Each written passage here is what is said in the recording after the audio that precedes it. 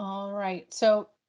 We are going to go ahead and record the session for those that weren't able to attend, but actually did register for the event. They will get a recording of the event. So if you do not want to be recorded today, please feel free to disconnect from the meeting. We're going to be going over our telematics solution that AMP Global offers. It is called M2M in Motion.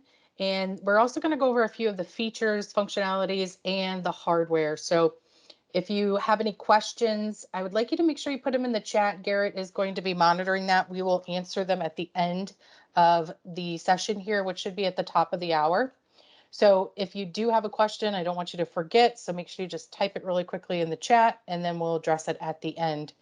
So M2M in Motion is a software application and hardware telematics solution all in one. Our application itself is called Fleet Motion, which is the software backend customer facing user interface. We also offer a mobile application that we will also look at today. As you can see here, there's many different features and functionalities of M2M in Motion as a telematics solution. One of the things that we want to make sure that everyone's aware of is that in our boxes with our hardware, we do ship out an activation card. Now, this activation card is for the customer to have a record, a written record of what their device serial number is, their VIN number, their vehicle name, whatever they would like to keep associated with that serial number of the device. And we always recommend that you utilize the serial number that matches on the physical device, and that's what you would write in here. There's also some steps that they will take, and it's written all on the card that they go to M2M in Motion, get started. They fill out the activation form, and then that gets sent to our AMP customer solutions team, and they'll send over the terms and conditions, a payment form to get their account set up through our finance department. And it's all sent out via DocuSign. So it's very easy to electronically sign from their phone, their computer when they're on the go. And lastly, once that's all done and the payment process is set up, they'll send out an activation welcome email that'll be to set up the password for the first time. And then after that password is set up for the first time, they'll also get a welcome email with a whole bunch of instructions, how to contact support, and then some links to our Zendesk portal where they will have a lot of information that they can reference later on how to utilize the platform. The other thing is I know we briefly talked about this, but our web URL is also on our website. So if you go to m2mmotion.com, click login, it's right there. Or I always recommend everyone saves the URL as a favorite on their laptop. It just makes it easier to go back to it later on. And if anybody has any questions about that, feel free just to go to our website, m2mmotion.com. Or the URL directly to log in is m2mmotion.com/AUTH. So what is the web application look like? Well, so from a web user interface, you're going to have a lot of features and functionality from current GPS locations to some of the vehicle DTC information that we're going to be gathering from the ECM. Tire pressure monitoring system is available if the OEM is sharing that data with us. And then you can assign drivers. You can also have your drivers have logins to actually see where their vehicles are, as well as maybe look at their mileage for the day and give them that view only access to their vehicle. Or if you've got a supervisor that needs access to multiple vehicles, they can also have a user login that's specified to what credentials you would like them to have.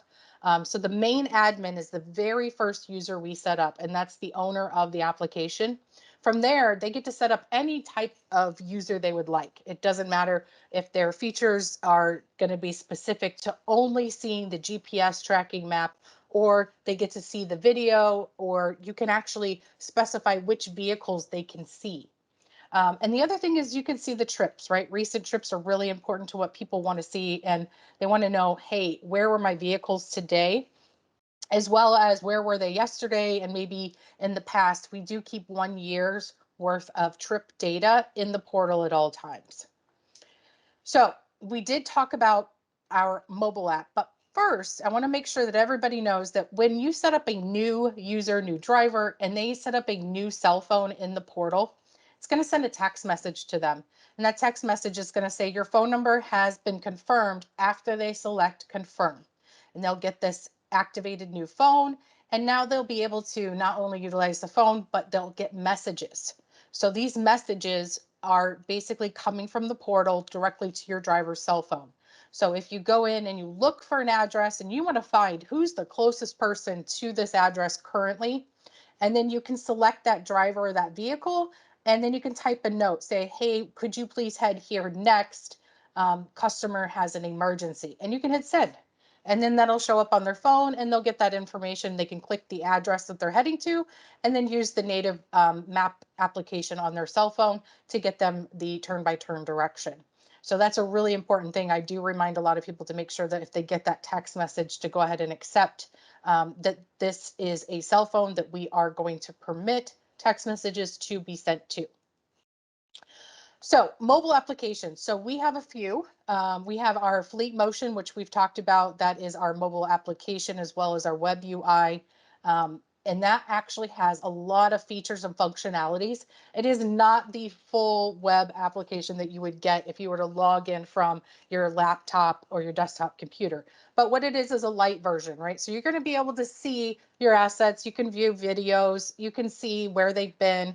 But if you're wanting to run reports and go and dig into the data, I always recommend that you go onto the web UI. You're going to have more features and functionalities. And then we also offer ELD and DVIR. ELD stands for electronic logging device, and DVIR is driver vehicle inspection report. Now, those are for your long haul truckers that are going out on the long road, doing more than 100 miles from their home base. And they have to have this by the federal government.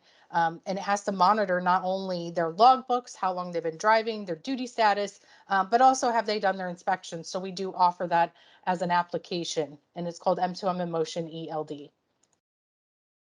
And here's a quick look at the ELD platform. So we do offer this, like I said, for all carriers.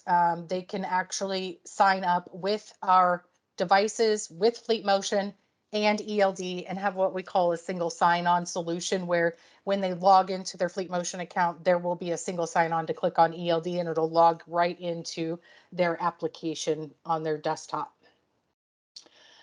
So a cool solution that we offer is called AEMP 2.0. So this is software to software, and it's for John Deere, Cat, and Komatsu. What it is a yellow iron maintenance management solution that is offered by these OEMs. Deere, Cat, and Komatsu all offer this for certain years, makes, models of their yellow iron. And this is going to be like your big time earth movers and, the large cranes, anything like that. And it uses a standard protocol for telematics that we can actually tap into the back end of, grab the data, and put it into the portal for the customer. There's no hardware involved, but if there is a VIN that we find, hey, this one doesn't actually have the AEMP 2.0, then there's a solution that we can offer them, which would be hardware based that they would have to purchase. And speaking of hardware, if you look at our solutions at a high level, so what we're doing is we're trying to address the customer's needs based on the vehicle type and the data that they're trying to capture. So if we have a customer that's looking for a standard light duty vehicle tracker and that's all they're looking for, we actually offer just our standard OBD2 plug, and we'll get a little bit more information in that. If you're looking for a customer that wants a simple hardwire solution, right, we offer a device up here in the corner that is for that. It also has many other features, but we have a solution for a customer based on their needs, and that's why we like to figure out what type of solutions the customer is looking for. So if they're looking for something where they're able to not only track the vehicle, but they also want to get trip reports, they want it hardwired, they want it to be hideaway, tucked away so nobody can see it. This is a great device for that. This is our AVL 68, and it does offer a 3 output trigger and 1 input. So we'll talk a little bit more about that here in a second. A lot of customers find this device to be, amazing for what they need. It does do starter disable. And that's one of the features and functionalities that our customers have been looking for is how do I do that, right? After I got the device, I've registered, now what do I do? Well, it's all built into the same portal as they would track their vehicle. So there's a little button right here. It says input, output, control. And then I zoomed in a little bit so you could see it. It looks like a remote control. That's basically what it's supposed to look like. And when they click on this button, it will actually take them to the portal that's called FM Remote inside the Fleet Motion. So it's just another tab. and it says, what would you like to do? So there's some options here: door lock, starter disable on, starter disable off, honk horn. So there's a lot of things that they can do from here, and then they can send the commands right from the portal. And then the record of the command that was sent, the date, time, last time it was updated is delivered, and that means it went through. And we use this for quite a few customers that utilize what I would call car sharing. They're sharing their cars with strangers, and they want to know, where's my vehicle? And if something were to happen, how do I disable that vehicle remotely? This is a great, great option for them. So we talked briefly about a fleet tracker solution. We have the ELD heavy duty fleet tracker. This one does work on two different protocols, which be the J1939 and the J1708. We have many, many cables to offer the customer depending on what type of connectors they're needing, from 9-pin to 9-pin type 2 to PK, you name it, we've got a connector for it. And one of the things that this device does is it connects to our ELD application via Bluetooth. And that's one of the important things for ELD, is that the data is being transmitted to the application running on their phone or tablet as they're driving, and their duty status needs to change from driving to park to off duty and so on for truck drivers across the US. The light duty one looks exactly the same, but it's actually a different ID number. And this one actually does do heavy duty for just J1979, but standard light duty is what we use this for. And it also comes with many different cable options that customers can utilize, and they can hide this in the dash so that it's more of a covert install. And we usually recommend the dual head Y cable with this type of device if that's what they're going to be installing in the vehicle. So the next thing is assets. So assets could be anything that is needing to be tracked. So from a trailer to a quad, you name it, it's out on the road, a golf cart, that needs to be actually tracked because it's a valuable asset. We give a few lists here of things that we've utilized this for in the past. I'm sure there's more out there that we haven't seen yet that will come up. But you can use this via your smartphone. You could use it via the web app to track your assets. It mounts really easily. There's multiple options to power this one device. So they can utilize it as solar, they can use it as battery, or they can hardwire it. So it's basically got three different options of how you want to install it and how you actually want to power the device. And we also offer a lot of accessories for this, depending on how they want to mount it. We have magnet mounts. The standard mount comes with it, which you can utilize that for just a 2-screw mounting, or you can actually use it with zip ties. It's however you want to mount it to the actual asset, depending on what that asset is. And the other thing is, this one is IP67 rated. So it's definitely rated to be outside all the time, 365 days the year. It's going to withstand all the elements out there. And then, as I mentioned, it is a long lasting battery based on 1 ping a day of location. With motion, we can increase that ping rate to every 15 minutes. So if it is detected motion, then you would want to know where is it more often. But if it's just a stationary asset that is supposed to be stationary, or it's being stored, once a day is fine, saying, hey, I'm still here. But if it does detect motion, we can increase that to every 15 minutes. Now, for the big finale part, we're going to talk about is dash cameras. So dash cameras are something that a lot of customers are interested in today, just because of the visual factor of anything that happens on the road. They can play it back, they can watch it, they can share the video feeds, and there's a lot to be said for seeing is believing. And so when you're looking at this is just a forward-facing dash cam. It's a 2-channel, so we can add on, if they would like, one of these 2 cameras that would just plug into the actual forward-facing dash cam, and now it's a 2-channel. And that will give you 2 angles that they can view at any time in the portal. And that is really something that I want to make sure everybody understands, that customers are looking for live view, where they can go on, they can click on the live view and see what's happening right then and there. But also they want to be able to go back and review data. So this camera itself does have an SD card that is embedded into it, but we also offer where you can go into the portal and you can view the data. We usually say on an average of 30 days of video content is stored up there in the cloud. Then you can download it, And then you can also store it somewhere else. So if you wanted to store it in your, cloud storage account that you may have, or store it on your computer, it's going to take up a lot of space, but it's up to you where you want to store that video content for later. But there's a few options there. Obviously, we want to make sure our customers know that there is an SD card inside this camera that they can always pull out if they wanted to. We also offer a multi-channel connected DVR. What makes this connected is it has a standard AT&T LTE SIM card in it. So you can actually go and turn on these cameras live as well. It also records multi-channels. So we have a 4-channel and we have an 8-channel. And there are a lot of differences between the two. So depending on the customer's use case and how many cameras they're wanting to view, sometimes we'll recommend, hey, you know what, that 8-channel is probably going to be the best option. Or sometimes we'll say, you know what, the 4-channel is going to be plenty. You only need 2 sides and forward and rear. Perfect. And there's multitudes of cameras that will work with these. So we usually like to talk to the customers about what type of cameras they're looking for and what type of views are they needing. Are they needing night vision? Are they needing it to just be on the side of the vehicle? And then we want to understand is when they would like this to be playing. Is it 24/7 video? Is it only when it's in motion, so that we can set up the camera correctly and record that data as they need it? This also does have impact motion, break-in alerts, and that's if we never shut it off. So there's configurations that we can put onto this actual connected DVR to say, hey, I don't want you to actually turn off after ignition. I just want you to go to sleep. So talking to the customer and understanding their needs will help us determine how we're going to configure this actual DVR.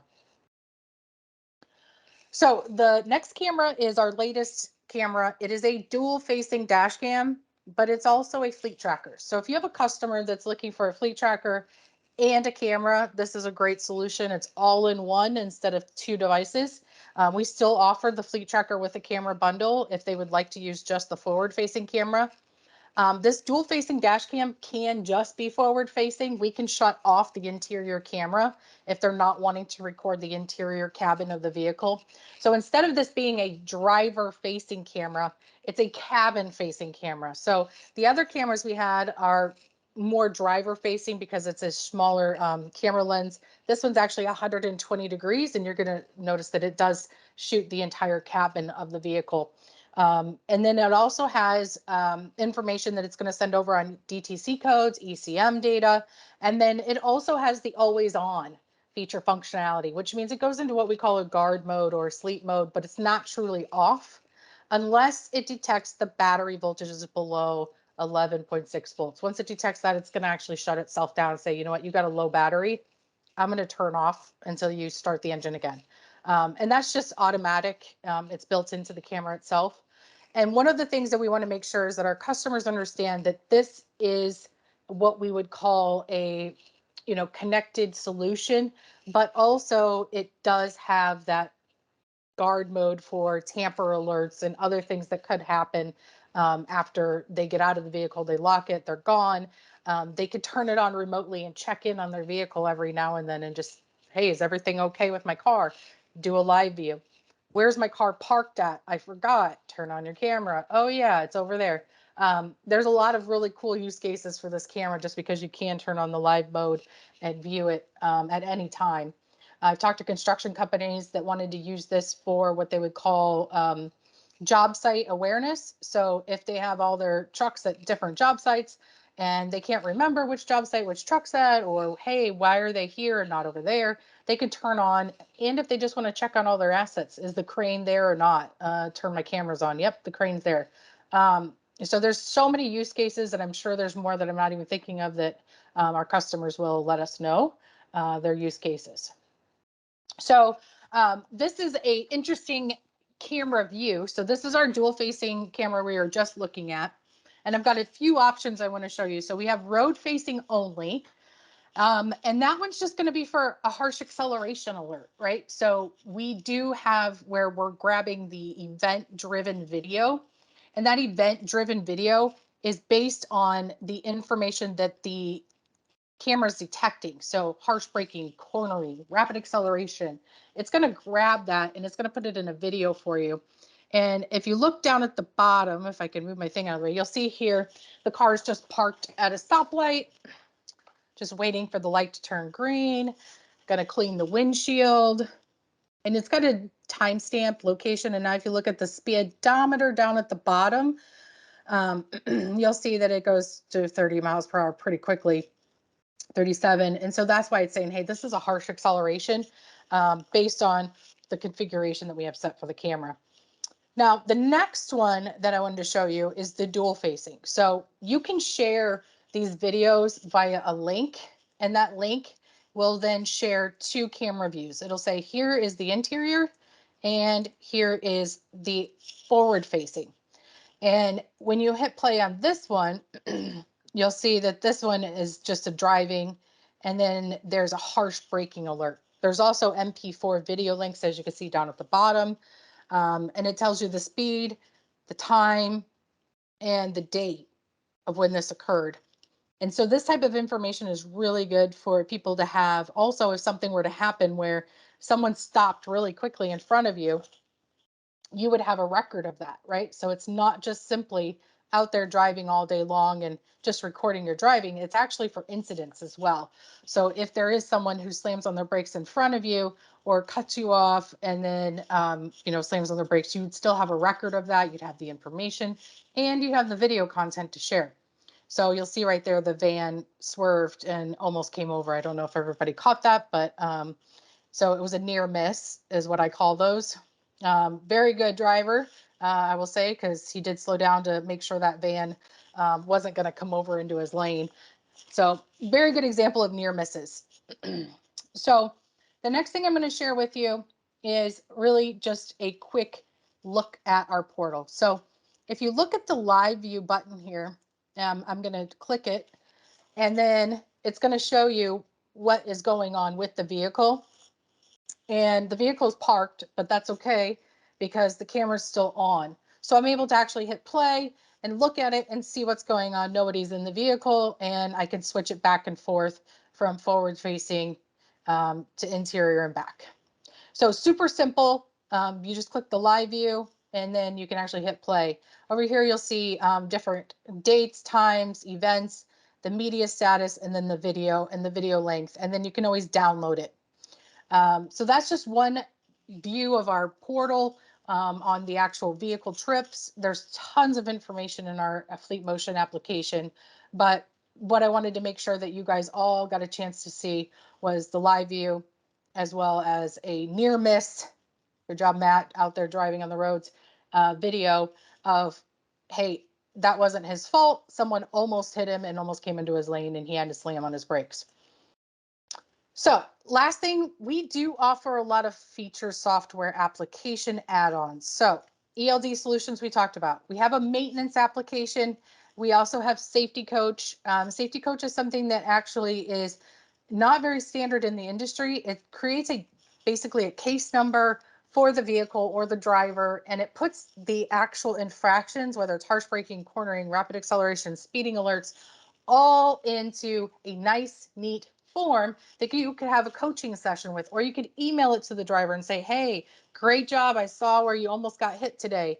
And, reinforce those good driving behaviors, or when someone has a driving behavior that maybe you want to change.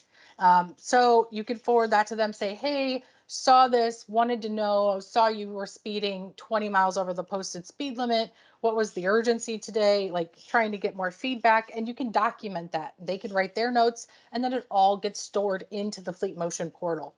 So then you have documentation of, anything that may have happened out in the field that maybe you will get a call on, say, hey, your driver almost hit me. Well, what date and time was that? And you can look back and say, you know what? I actually did talk to him about that. And we watched the video, and actually you came over into his lane. And, you can have a really quick record of that and some information to provide. And then we also have driver behavior reporting, scorecards, all that information that is stored into the portal as well.